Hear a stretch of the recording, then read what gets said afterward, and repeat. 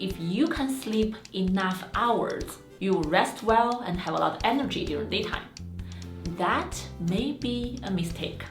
Sleep medicine specialist Dr. Kari Johnson will share with us the 4 pillars of a good sleep and why we should consider permanent standard time, not daylight saving time. I like to talk about sort of the 4 qualities of sleep. There's the amount you're sleeping. We want to get, that's 7 to 8 hours in adults and even more in kids. There's the quality of sleep. Are you getting good quality of sleep or something like sleep apnea or something else disrupting it? And then there's the timing. So the later your sleep times, we know if the midpoint of sleep is after 3:30 in the morning, that's associated with increased cardiovascular disease. And then there's the regularity of sleep, like that social jet lag. So if you have a big difference in your sleep timings, that's associated with a lot of bad outcomes. So, if any one of those 4 is off, we don't do as well. And that's really what daylight savings time does to us. It can affect both the duration, but also especially these circadian rhythm sort of timing aspects of our sleep. It sounds like there are 2 questions. One is, should we make the time consistent throughout the year? The second question is, which one we should make it permanent if we want to go that route? And that's really important to realize that those are 2 separate questions and different data inform that. So time change is disruption, is bad. People are more tired. We know there's more heart attacks, more strokes, more accidents. People forget to show up for their medical visits. Students don't do as well at school.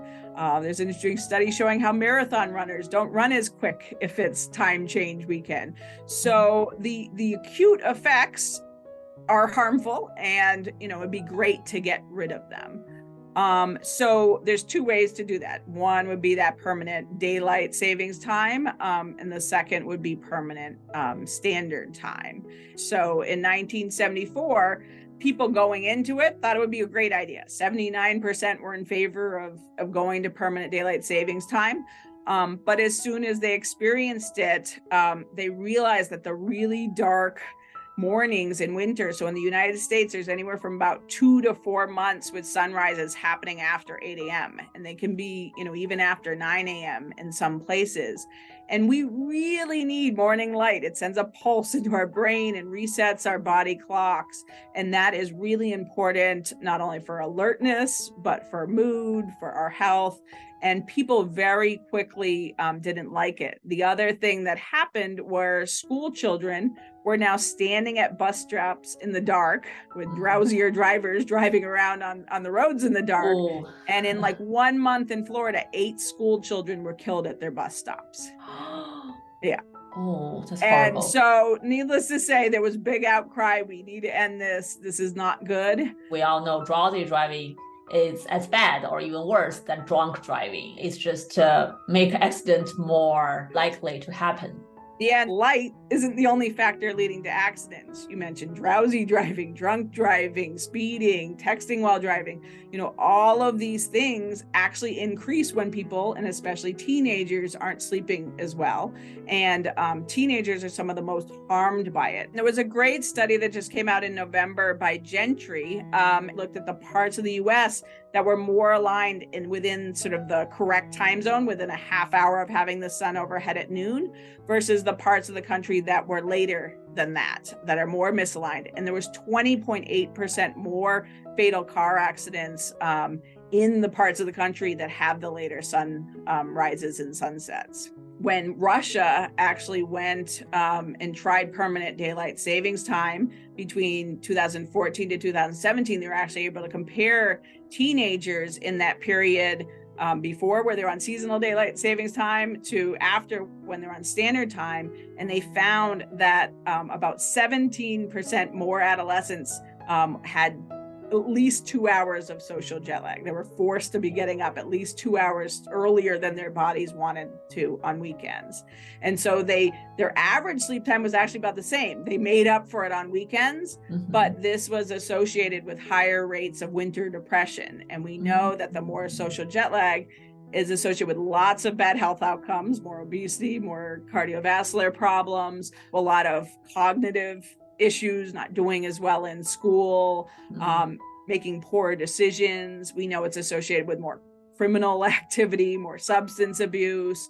Yeah, so sounds like there are physical consequences, mental health consequences, and along with many other concerns for this daylight saving schedule.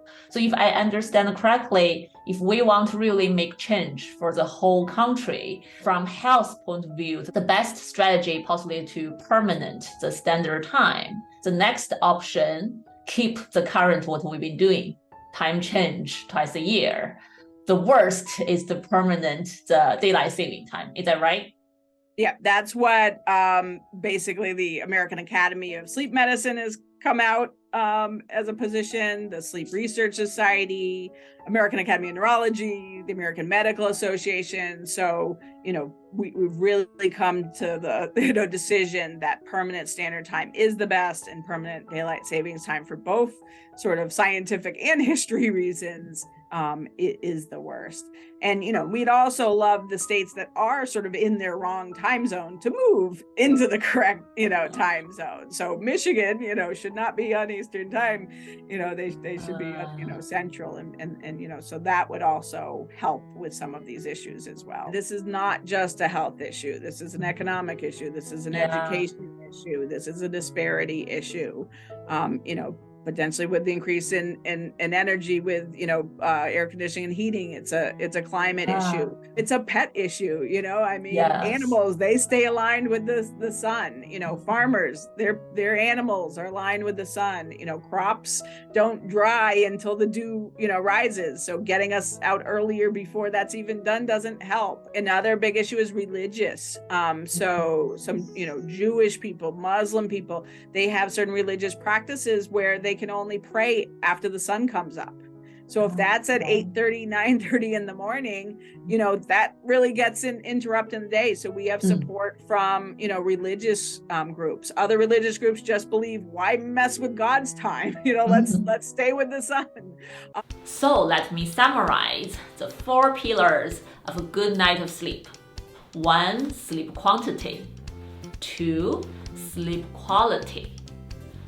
3, timing. 4, regularity. So don't judge and think how I should sleep. Really try to listen to your body and learn what your body wants you to sleep. Clinically, a lot of time, I see the sleep problems come from the misperceptions of how sleep should be. When people can adjust the bedtime and wake up time to be aligned with their circadian rhythm as much as possible, it really helps. So give it a try. If you like my channel, please consider subscribe and follow. You can also download a free sleep ebook and subscribe our newsletter at mindbodygarden.com/sleep. I'm Dr. Yishan. Thank you for watching. I will see you next time. Bye. Are you struggling with insomnia? Do you know there's one method out there? It's first-line treatment in many countries. It's very evidence-based and it's very effective. And it's called CBTI. So I have designed this 4-week-long CBTI course to help you recover from insomnia without relying on medication. I provide weekly Q&A sessions to help you tailor the treatment to your own needs and your own sleep pattern. Check it out at this website, mindbodygarden.com/insomnia.